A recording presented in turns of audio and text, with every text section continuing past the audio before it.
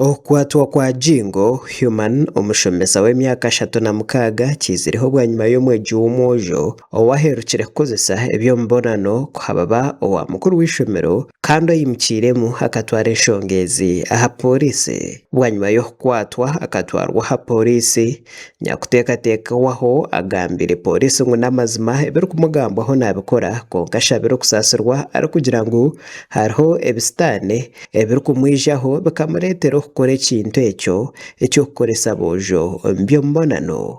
Ogwatizire ngu akoriise abaana b'aboojo batari bamwe na bamwe. Omusawo yakuzaaliruddewo mwagenda ko.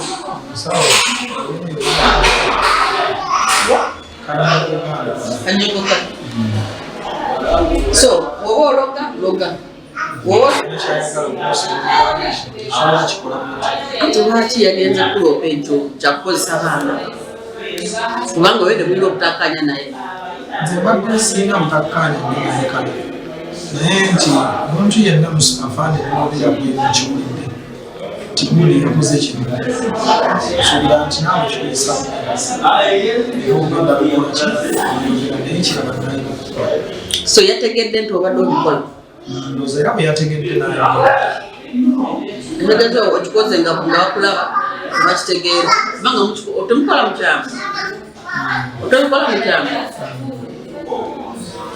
Ate omwana wo gwaliruddewo.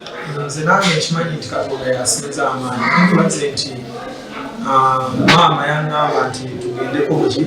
We mukama w'ishomero eri aho Jingo abaire nashomesa nashaba abanyamateeka okuheereza omushaija ogw'ekiheneso kihango ab'ekyokureeberaho aha abandi.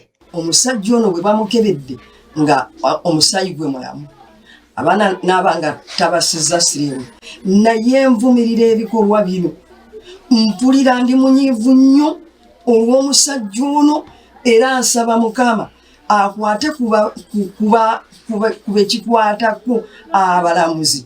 Omusajja ono bamukwasa amaanyi aleme kuddamu kulabikako wantu wonna okulaba nti asobola okutwonoonera eggwanga n'okwonoona abaana baffe.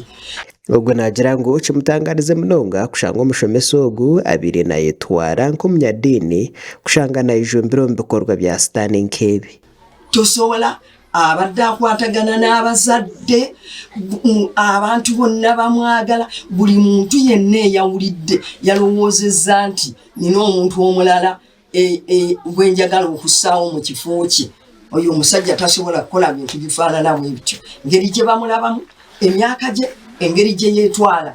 Bamwe abazaire hamwe n'abeebembezi ne bajumirira ekintu eky'omushomesa ahikire kuba ari ekyokureeberaho ekyakozera abaana baabo. Era ekintu ekyo ekyakoze kirungi n'ayimusimigiro nga bantu basamanya saategedde omuntu yanfudde.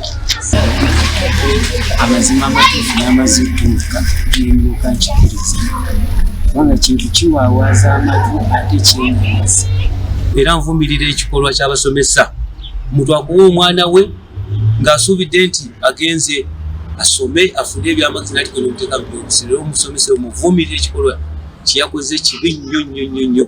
Chairman wa district ya Rwengo Ibrahim Kitata Marik ajumirire ekikorwa eki nokwekushaba ngu kyaba nikibasika agarurwe aha kikorire ekikorwa eki ahozesibwa abantu boona barikumureeba. Tukolaganye ne poliisi okulaba nga omusomesa ono akwatibwa era otwogerera atemeza mabega wa mitayimbwa. Omusomesa ono ku bujulizi obuliwo n'obwakabaawo tujja kukolagana n'ekitongole ekiramuzi wamu n'ekitongole ekya state tulabe nti awozesebwa mu bwangu ng'ono omutemu ow'eggaba bwali mu kwozesebwa amangu. Omugambirizi wa polisi ahabwe ekyanga ekya Masaka twahakasirye agambire tayari Westungu okucondoza kwatandikire kandi Jingo naija kutwarwa mu kooti kureebana n'ab'ebiragiro. Yafi wano mu Rwengo district mu Masaka West region ekutte era bwetu neggalira omusajja agambye okuba Sseduvuto ng'ono abadde ayitibwa Jingo Haman myaka 36 nga ono kidiridde okuba nti abadde nga agenda maaso n'okubanga akabasanya abaana bataneetuuka. Amakuru aga gashakwa Karema Bashir.